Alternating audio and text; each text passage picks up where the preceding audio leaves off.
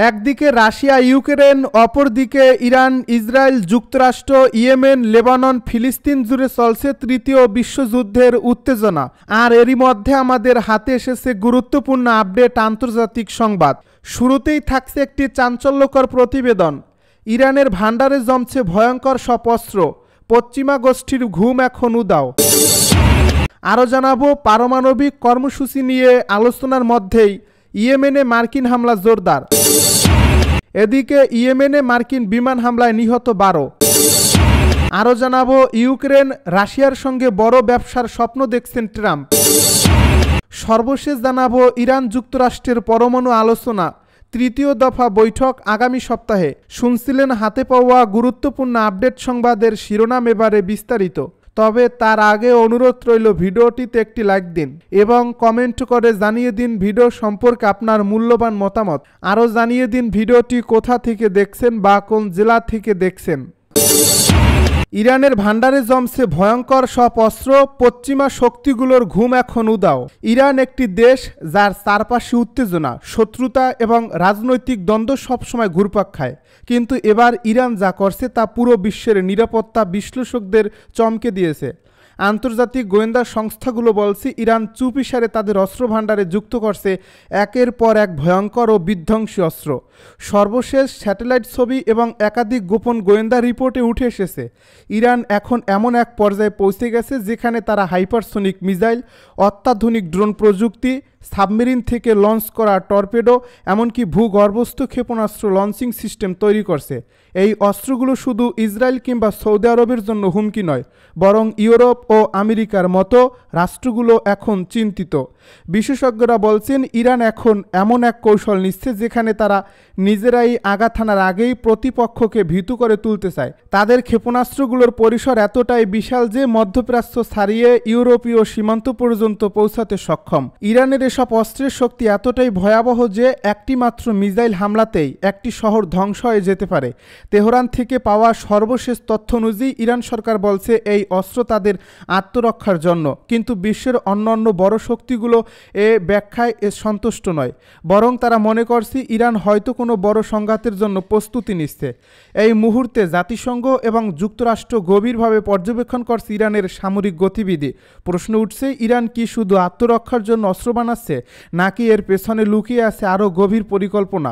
বিশ্ব এখন যুদ্ধবিরতির আহ্বান জানাচ্ছে, তখন ইরান যদি সত্যিই এই ভয়ঙ্কর অস্ত্রগুলো নিয়ে কোনো সামরিক অভিযানে যায়, তাহলে তা হবে পৃথিবী আরও একটি ভয়ঙ্কর যুদ্ধের দিকে এগিয়ে যাবে। ইরান যুক্তরাষ্ট্রের পরমাণু আলোচনা তৃতীয় দফা বৈঠক আগামী সপ্তাহে। ইরান ও যুক্তরাষ্ট্রের মধ্যে পরোক্ষ পরমাণু আলোচনার দ্বিতীয় দফায় উভয় পক্ষ অগ্রগতির কথা জানিয়েছে। আলোচনার পরিবেশকে গঠনমূলক বলে অভিহিত করেছে ইরানের পররাষ্ট্র মন্ত্রণালয়। আগামী শনিবার ওমানে তৃতীয় দফার বৈঠক অনুষ্ঠিত হবে বলে জানানো হয়েছে, খবর আল জাজিরার। রোমে অনুষ্ঠিত দ্বিতীয় দফার বৈঠকে ইরানের পররাষ্ট্রমন্ত্রী আব্বাস আরাগসি ও যুক্তরাষ্ট্রের মধ্যপ্রাচ্য বিষয়ক দূত স্টিভ উইটকফ দেশ দুটির নেতৃত্ব দেন। দুই দেশের প্রতিনিধিরা সরাসরি মুখোমুখি না হয়ে ওমানের পররাষ্ট্রমন্ত্রীর মাধ্যমে বার্তা বিনিময় করেন। আলোচনায় কিছু মূলনীতি ও লক্ষ্য নিয়ে বোঝাপড়া হয়েছে বলে জানিয়েছেন আরাগসি। যুক্তরাষ্ট্রের পক্ষ থেকে আনুষ্ঠানিক বিবৃতি না এলেও একজন শীর্ষ কর্মকর্তা বলেছেন, আলোচনায় ভালো অগ্রগতি হয়েছে এবং পরবর্তী বৈঠক নিশ্চিত। আগামী সপ্তাহে কারিগরি বিশেষজ্ঞদের মধ্যে আলোচনা হওয়ার কথা রয়েছে, যেটি মূল আলোচনা এগিয়ে নেওয়ার ক্ষেত্রে গুরুত্বপূর্ণ হতে পারে। আরাগসি বলেন, আশাবাদী কিংবা হতাশ নই, আমরা বাস্তববাদী অবস্থানে আছি। ইরান যুক্তরাষ্ট্রের মূল দ্বন্দ্ব ইরানের শান্তিপূর্ণ পরমাণু কর্মসূচি বজায় রাখার অধিকার নিয়ে। পশ্চিমা দেশগুলো সন্দেহ করে ইরান গোপনে পরমাণু অস্ত্র তৈরির চেষ্টা করছে, যদিও তেহরান বরাবরই তা অস্বীকার করে আসছে। ইয়েমেনে মার্কিন বিমান হামলায় নিহত 12। ইয়েমেনের রাজধানী সানাতে মার্কিন বিমান হামলায় অন্তত 12 জন নিহত হয়েছেন, আহত হয়েছেন আরও 30 জন। সোমবার ভোরে ইয়েমেনের বিদ্রোহী গোষ্ঠী হুতি এ তথ্য জানিয়েছে, খবর আল জাজিরার। হুতিদেরকে লক্ষ্য করে যুক্তরাষ্ট্রের এই হামলায় এটি সর্বশেষ মৃত্যুর খবর। এই হামলার বিষয়ে মার্কিন সামরিক বাহিনীর কেন্দ্রীয় কমান্ডো তাৎক্ষণিকভাবে মন্তব্যের অনুরোধের জবাব দেয়নি।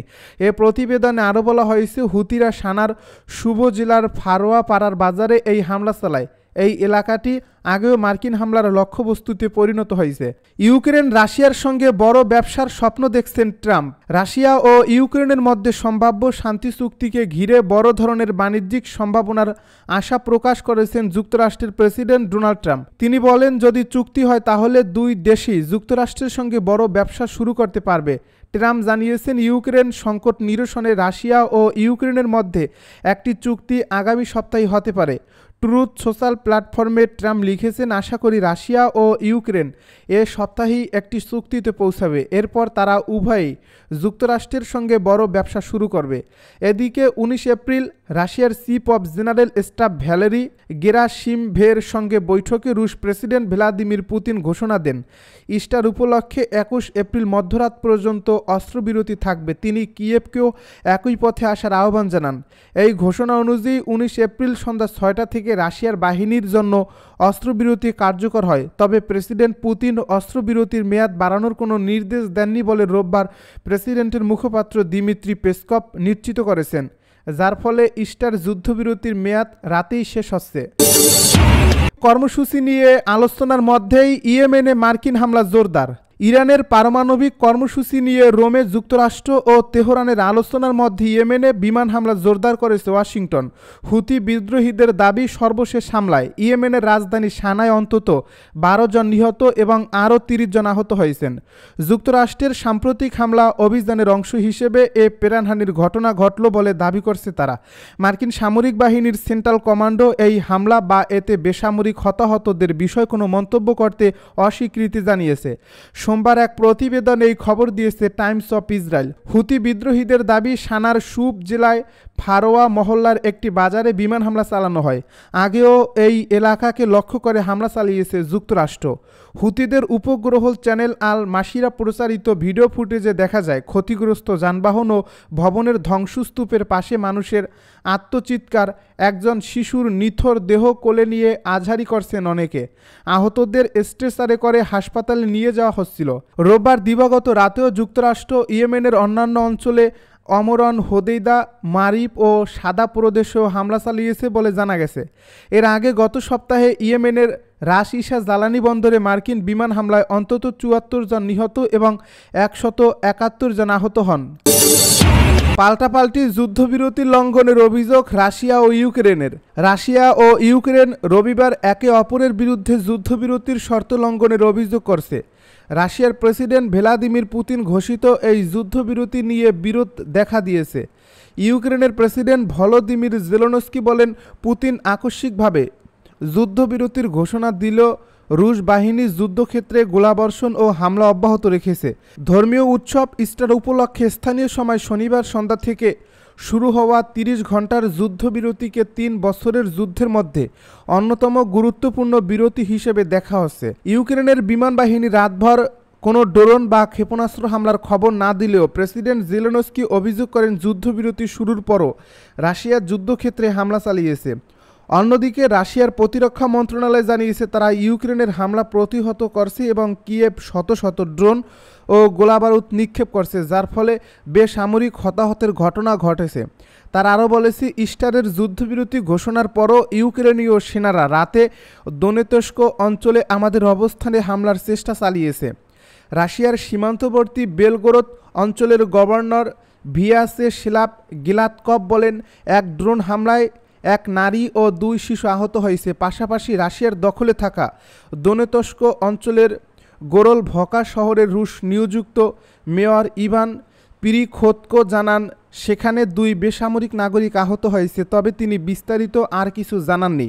ইউক্রেন রবিবার শত শত হামলা ও ড্রোন উৎক্ষেপণের মুখে পড়েছে জানিয়ে জেলেনস্কি বলেন, ইউক্রেনীয় সেনাবাহিনী সম্পূর্ণভাবে রাশিয়ার মতোই প্রতিক্রিয়া দেখাবে এবং তা অব্যাহত থাকবে। অন্যদিকে রাশিয়ার প্রতিরক্ষা মন্ত্রণালয় দাবি করেছে, তাদের সেনারা যুদ্ধবিরতির শর্ত কঠোরভাবে মেনে চলছে।